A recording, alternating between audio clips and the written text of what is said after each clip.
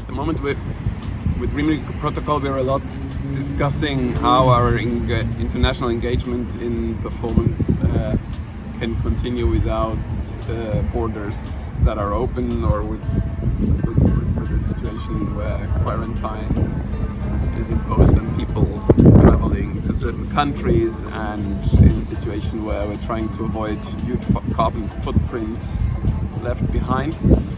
And this led us to start thinking, how can we be present somewhere else without being there? And there is a certain history of autoteatro, to use a term that Anne Hampton has invented, or instructed performance as others call it. We are trying to develop, and I am here with our workshop trying to develop strategies how unrehearsed performers or audiences can take the stage and become somebody else for the audience that sits in front of them.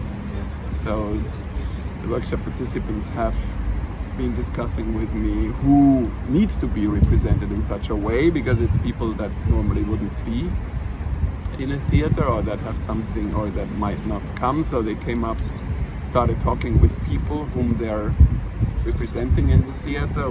One group with a very old person that is senile, that has dementia, and that is not controlled enough to be in front of an audience. Somebody else who is too sensitive to be in front of a younger crowd because of the COVID endangering her. Another one because he's a soldier that went to different theaters of war, Afghanistan, Iraq, and that is kind of traumatized and wouldn't normally want to speak in front of an audience. Another group works with somebody who is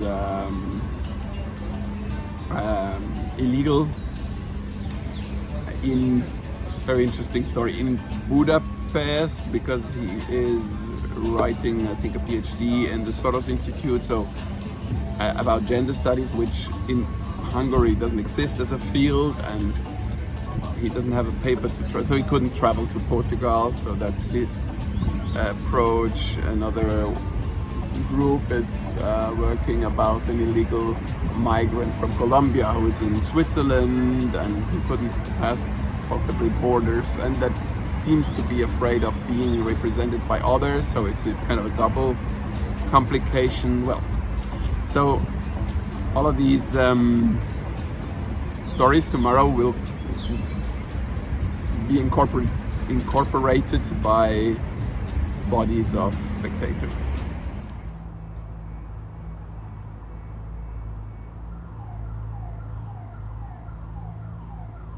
Well, I think right now the theater is in a crisis in terms of COVID that puts a question mark around being togetherness. It's suddenly all the immersiveness, all the interactivity, all the sensitivity and closeness that we were looking for in theater, the masses that we wanted to bring to theater, all of this seems to be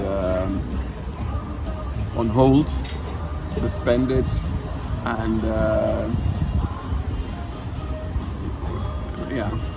equipped with a question mark. And now we have to rely on the fact that as theater is a live art, it will find answers to these question marks, and the answers might look different than theater looked before, and it will still be a place that reflects society. It is the fast medium that can react from today to tomorrow. I just started a project in this summer, a month before its opening, because it was possible. In theater, in film, you normally would take much more time to come from an idea to the realization.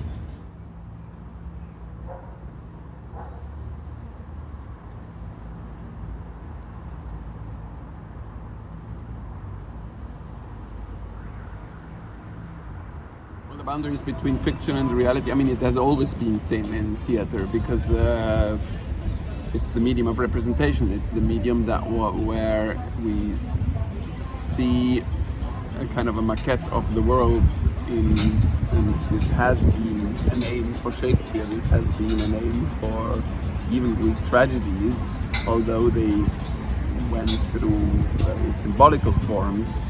It still kind of represents maybe things that we don't see in reality, but that define our reality, our relationships with our fate, with time, with death, with love, and so it will continue to be. We are so the experts that we work with are maybe not actors, but they still are relating to theater in the sense that they are coming from a theatrical world and having something to say out of their expertise makes them relevant protagonists of these particular pieces that we're making with them, and that's what I was talking about in my lecture.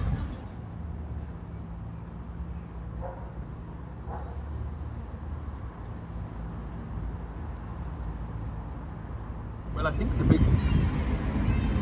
the urban myth is under question in the moment, and part of the urban concentration that we've been observing was to bring culture in the metropolis together to densify our lives into these urban areas, and now suddenly it seems that density is danger.